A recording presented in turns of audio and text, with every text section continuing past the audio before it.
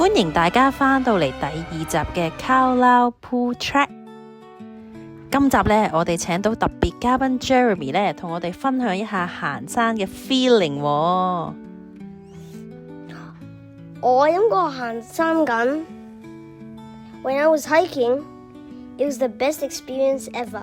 There was lots of long leaves, a big half-circle pool, and the best part, you get to jump the rocks. Jeremy， 你幾多歲開始行山啊？我係3歲行第2山，但係我係2歲行第1山，2歲半。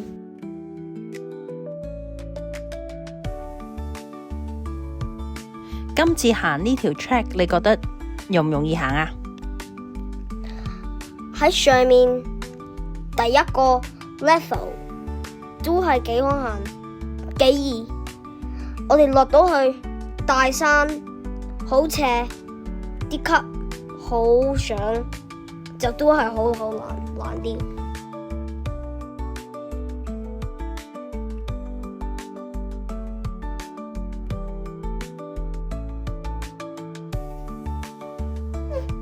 咁你鍾唔鍾意行山呢？我係鍾意3級、4級、5級行到，6級、7級我都係啲咁樣行到一半停，再行到一半停，行到上去個瀑布停，再行返嚟30分鐘，我1個鐘頭就停，跟住再行返嚟就唔停。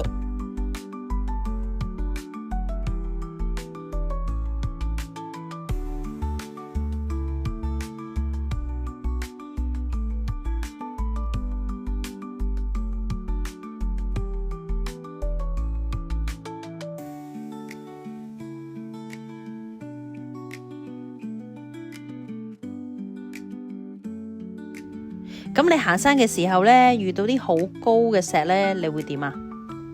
我就因為有個繩喺對面，我有個 metal 嘢，我就會都係揸住個繩，我個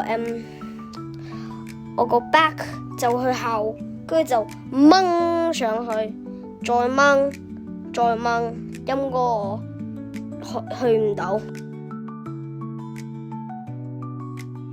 咁你行咗咁多次山，最鍾意係邊條 track 呢？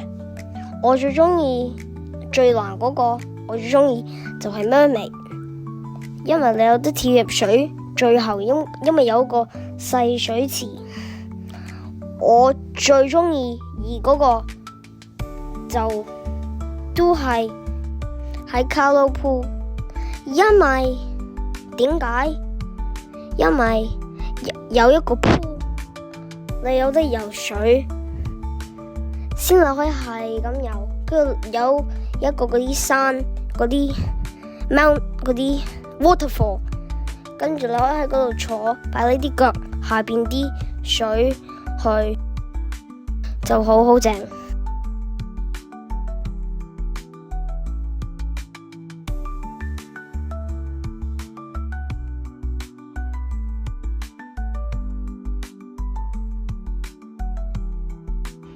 行咁多次山，你有冇一次諗住 give up 嘅呢？有，但係一個 YouTuber 講咗 Never give up， 先去信佢，我就冇 give up。但係我諗住 give up 嗰個路就個 creek， 因為有多過40個級，應該你翻上去，你仲要行100級。會整到更加難啲俾我。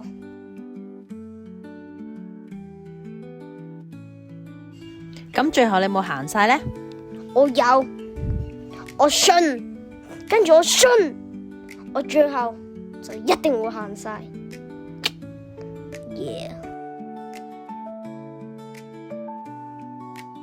好多謝 Jeremy 今日同我哋嘅分享啦。其實行山呢種鍛煉呢，亦都唔係一朝一夕嘅，需要呢慢慢去培養身體氣魄，用意志力啦、體力啦同埋魄力呢，就可以完成一次又一次嘅 track 啦。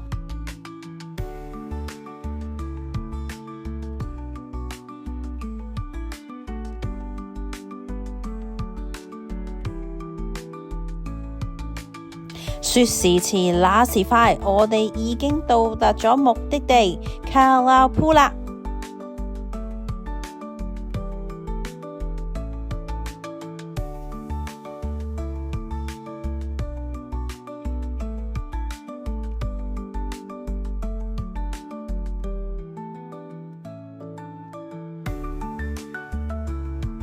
因為呢，我哋比較早出發，所以去到嘅時候呢，大概呢都係11點幾。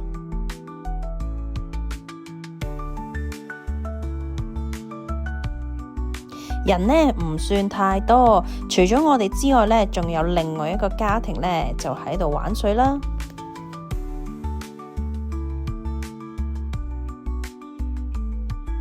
不過提提大家，因為呢啲石呢長期浸於水裏邊呢都會好跣，所以呢建議大家如果小朋友呢一定要睇實佢哋啊。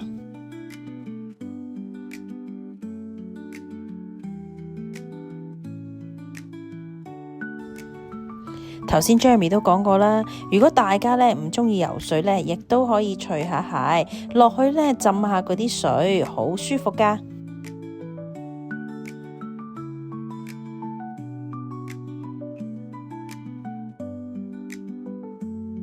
Jeremy 呢急不及待啊，即刻跳落水。不過呢，都建議大家一定要有家長陪同。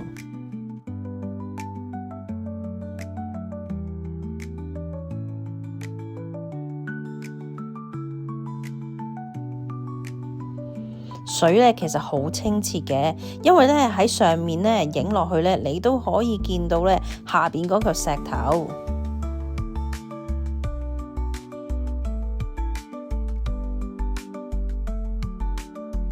其實呢，喺國家公園裏邊呢，亦都有好多呢啲咁嘅 rock pool。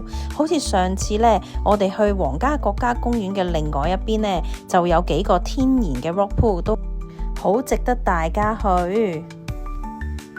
夏天行完山呢，熱辣辣跳落水度呢，就最舒服啦。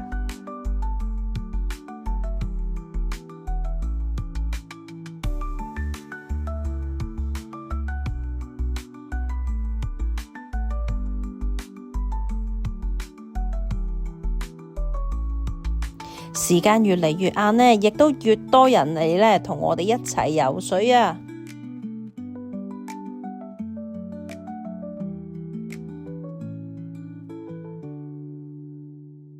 一家大細呢游完水，仲可以喺度野餐，食飽飽游夠呢，先可以再上返去。適逢好天氣，再加上 weekend 呢，人呢越嚟越多。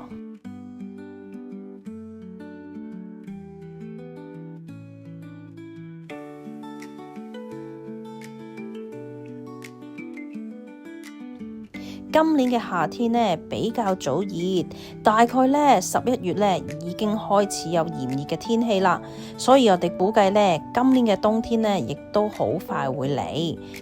一般嚟講呢，2月份呢悉尼嘅天氣呢大概會維持喺25度到30度度，但係今年呢就一反常態啦。2月尾呢已經有呢好多日呢係得16度至到21、2度嘅啫，亦都冇呢嗰啲炎熱天氣，大概35、6度嘅氣溫。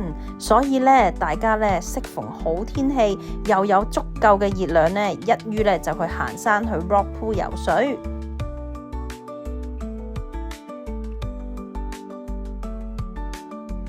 我哋去嗰日呢都算係炎熱天氣，大概呢有28度，所以落去 rock pool 呢嘅水溫呢都好舒服嘅。但係呢，如果呢天氣比較凍呢，水裏面嘅溫度呢相對會較低，所以大家呢亦都可以自己衡量下。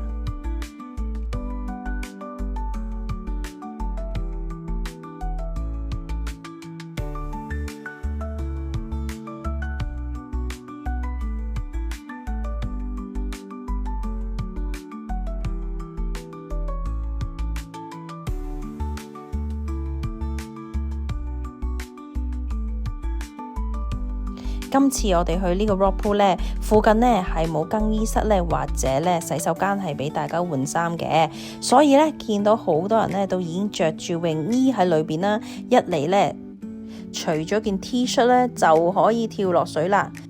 游完之後咧抹下身咧，着翻衫咧就可以回程啦。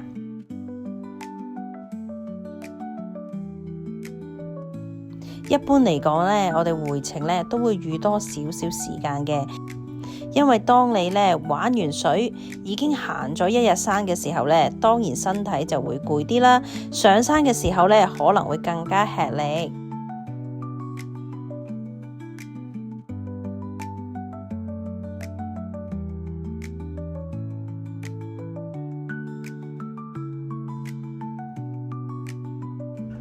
不過咁靚嘅景，再加埋咧1級嘅水池咧，喺邊度揾啦？咩辛苦都唔記得咯。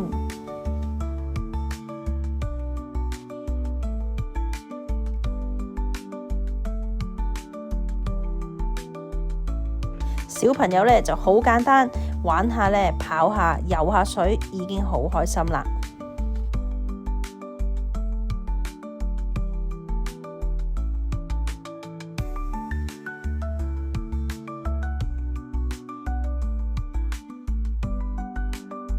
快樂嘅時光覺得特別快，又係時候講拜拜，我哋回程啦。